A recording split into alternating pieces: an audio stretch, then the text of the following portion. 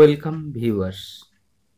আজকে আমরা একটা গুরুত্বপূর্ণ বিষয় পার্সেন্টেজ আর পার্সেন্টাইল এই দুটো কনসেপ্ট ক্লিয়ার করব। তোমরা দেখবে বিভিন্ন পরীক্ষায় পার্সেন্টেজ দেওয়া থাকে এবং সাথে সাথে পার্সেন্টাইলও দেওয়া থাকে। এখন এই পার্সেন্টেজ আর পার্সেন্টাইল দুটো বিষয় কিন্তু সম্পূর্ণ আলাদা। এই দুটো বিষয়ের পার্থক্যটা কি, বা এই দুটো বিষয়কে কেন ব্যবহার করা হয়, কি বোঝাতে ব্যবহার করা হয়, আজকে আমরা এই ভিডিওতে সেই বিষয়টা বিশদে আলোচনা করব। প্রথমে আসি পার্সেন্টেজ। পার্সেন্টেজটা কি? পার্সেন্টেজ হচ্ছে কারোর স্কোর বা কোনো পরীক্ষায় প্রাপ্ত নম্বরকে আমরা যখন শতকরা হিসাবে প্রকাশ করি, অর্থাৎ 100-র মধ্যে কত, সেইটাকে আমরা বলি পার্সেন্টেজ। অর্থাৎ পার্সেন্টেজটা বোঝাই কোনো ক্যান্ডিডেটে, যেমন আমি যদি এখন তোমাদের এইচএস রেজাল্ট বেরিয়েছে, অনেকেরই এইচএস পরীক্ষার্থী ছিলে, তাদের রেজাল্টে দেখবে পার্সেন্টেজ দেওয়া আছে। তুমি যে কোনো একটা বিষয়, ধরো ইকোনমিক্সে পেয়েছো 100-র মধ্যে 75 নাম্বার, বা তুমি পেয়েছো ধরো 100-তে 85 নাম্বার, তার মানে বোঝালো যে তুমি 85% মার্কস পেয়েছো। অর্থাৎ তোমার মার্কস পার্সেন্টেজ হচ্ছে 85। এই সিম্বলটা দিয়ে আমরা পার্সেন্টেজ বোঝাই। তোমার এই পার্সেন্টেজটা তোমার অর্জিত নাম্বার বা তোমার প্রাপ্তিটাকে বোঝায়, কিন্তু পার্সেন্টাইলটা কিন্তু তা নয়।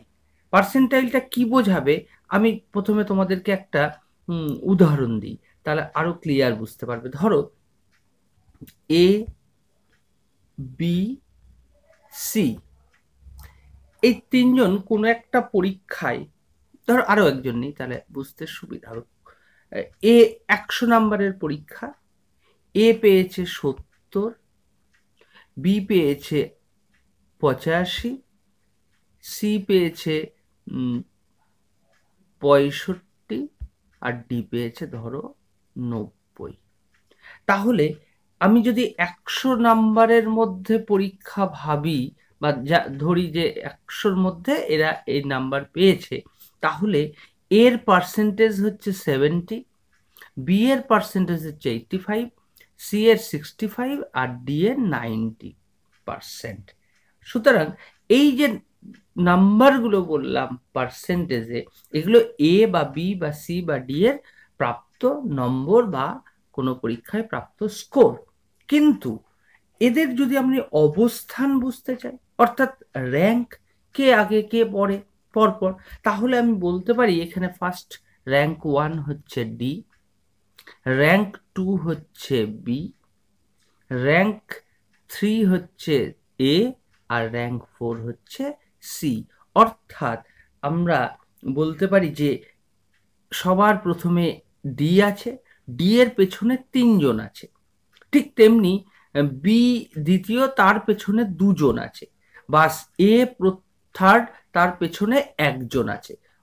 এইটা 1, 2, 3, 4-এর ক্ষেত্রে এরকম র্যাঙ্ক করে বোঝানো যায়, অসুবিধা হয় না। কিন্তু যদি আমাদের ক্যান্ডিডেট 10,000, 50,000, 1 লাখ, 2 লাখ, 5 লাখ, 10 লাখ, যেমন এবার এইচএস পরীক্ষার্থী প্রায় 10 লাখ ক্যান্ডিডেট ছিল, তাহলে এই 10 লাখের মধ্যে কারোর অবস্থান বোঝাতে গেলে তখন আমরা পার্সেন্টাইলটা ব্যবহার করি।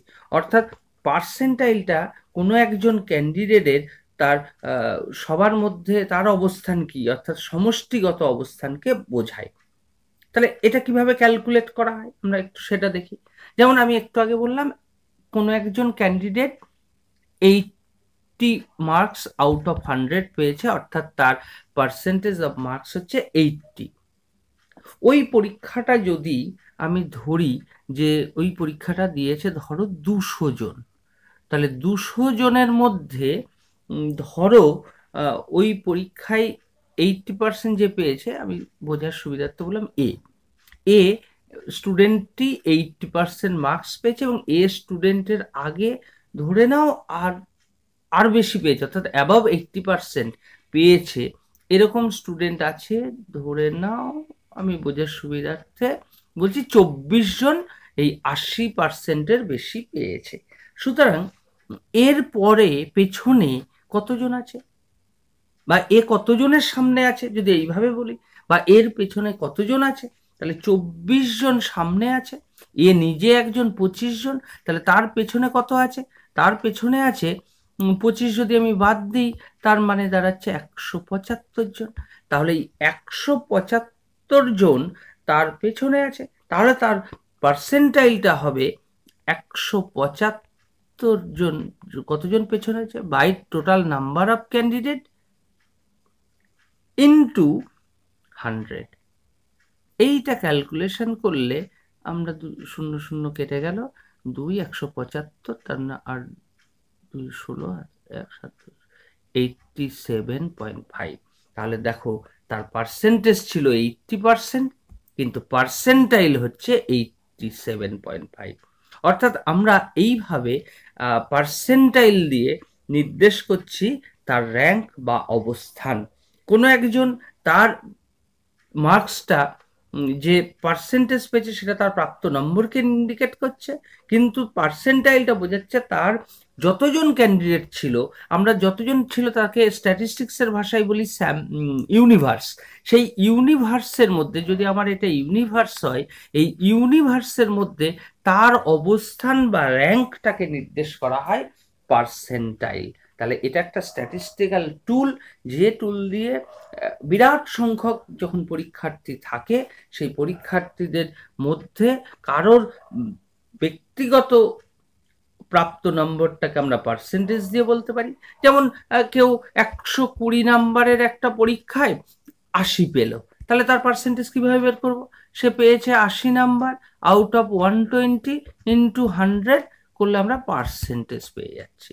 অর্থাৎ এখানে তার দাঁড়াচ্ছে যে 3 4 12, 4 20 80, 3 দিয়ে আর যাচ্ছে না, তাহলে 200/3, তার মানে 66.66% হচ্ছে তার পার্সেন্টেজ। কিন্তু এই মার্কসটা তার অবস্থানকে বোঝাচ্ছে না। যদি দেখা যায় যে যতজন ক্যান্ডিডেট তার মধ্যে তার সামনে কতজন আছে সেটা বাদ দাও, বাই টোটাল ক্যান্ডিডেট ইন্টু 100 করো, তাহলে তার অবস্থানটা বেরিয়ে আসবে। এইবার আমি বলছি তোমরা তোমাদের রেজাল্ট যদি দেখো, কোনো একটা পার্সেন্টাইল দেওয়া আছে, সেই পার্সেন্টাইল তোমার সামনে কতজন আছে কি করে বুঝবে?